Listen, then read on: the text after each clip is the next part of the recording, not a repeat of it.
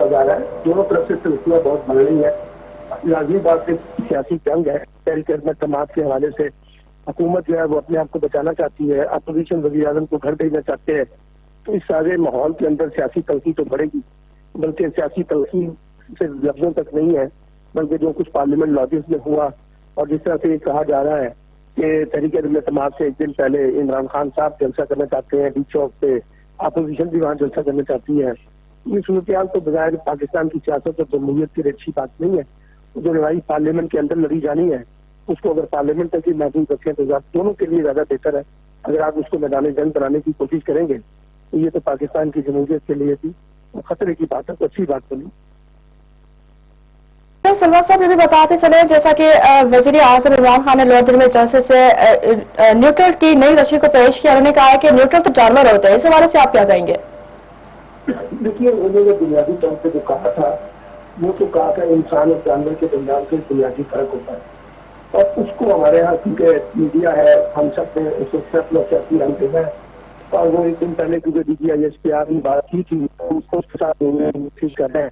اگر آپ کا خیال یہ ہے کہ پرائم منسٹر نے فوج کو یہ بات کی ہے تو کم از کم میں تو اس سے اتفاق نہیں کرتا، لیکن عام طور پہ ہم اپنی زبان میں روزمرہ کی زبان میں یہی کہتے ہیں کہ انسان اور جانور میں بنیادی فرق یہ ہے کہ انسان سوچتا ہے اور جانور سوچتا نہیں ہے. تو میرا خیال ہے اس کو اسی تناظر میں دیکھا جائے. اگر ہم اس کو اس تناظر میں لیں گے اس سے بھی ہم پھر بلا وجہ سیاست میں جس طرح سے آج دو بڑے اخبارات میں جنگ میں اور دور میں اس کو سرخی کے طور پہ لگایا ہے مین خبر کے طور پر، تو اس سے پھر وہی میرا مطلب ہے کہ ایک بدمزگی پیدا ہوگی، چاہے وہ حکومت ہو، چاہے وہ اپوزیشن ہو، چاہے وہ آپ کی اسٹیبلشمنٹ. صاحب تحریک انصاف میں اختلافات سنگین ہوتے جا رہے ہیں اور علیم خان نے لندن میں نواز شریف سے ملاقات کی ہے. کیا ساری صورتحال کے باوجود اتحادی حکومت کا ساتھ دے سکتے ہیں؟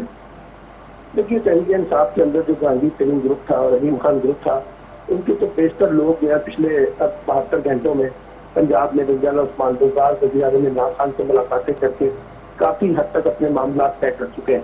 تو اب تو علیم خان اور ترین گروپ سے کوئی بڑا مسئلہ نہیں رہا کہ کوئی بڑا مسئلہ پیدا کریں گے. اتحادی جماعتوں میں بھی اس وقت جو سب سے زیادہ پولیٹیکلی ایکٹیو ہے وہ PMLQ ہے، اور جو کہتی ہے کہ ہمیں وزیر اعلیٰ پنجاب کی پوزیشن دی جائے، جو کہ میرا اپنا ذاتی خیال یہ ہے کہ اتحادی جماعتیں جو ہے شاید عمران خان کے ساتھ ہی رہیں گی اور پرانی تنخواہ پہ کام ہی کریں گی. اپوزیشن کے ساتھ دینے میں ان کو فائدہ کوئی نہیں ہے. یہ سب سیاسی لوگ ہیں اور پولیٹیکل اپرچونیٹیز ڈھونڈتے ہیں، تو یا تو پر مسلم لیگ نون جو ہے وزیر اعلیٰ پنجاب بنانے پہ راضی ہو جائے تو شاید مسئلہ حل ہو جائے. لیکن اگر انہوں نے ان کو وزیر اعلیٰ پنجاب نہیں بنانا تو مسلم لیگ صاحب کے پیٹ میں کیا مرور اٹھی ہے تو وہ جا کے جو ہے وہ اپوزیشن جماعت کے ساتھ لیتے ہیں. اچھا سلمان عابد صاحب یہ بھی بتاتے چلیں کہ تحریک عدم اعتماد کے دوران اپوزیشن کے پاس کون کون سے مضبوط کارڈ ہیں اور ان کے پاس ٹرمپ کارڈ کون سا ہو سکتا ہے؟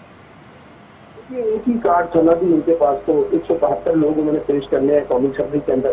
ایک کارڈ یہ تھا کہ اتحادی جماعتیں جو ہیں اس میں سے MCM کو اور مسلم لیگ کارڈ کو توڑا جائے. اس میں ابھی تک تو کوئی بڑی کامیابی نہیں مل سکی ہے ایک بات.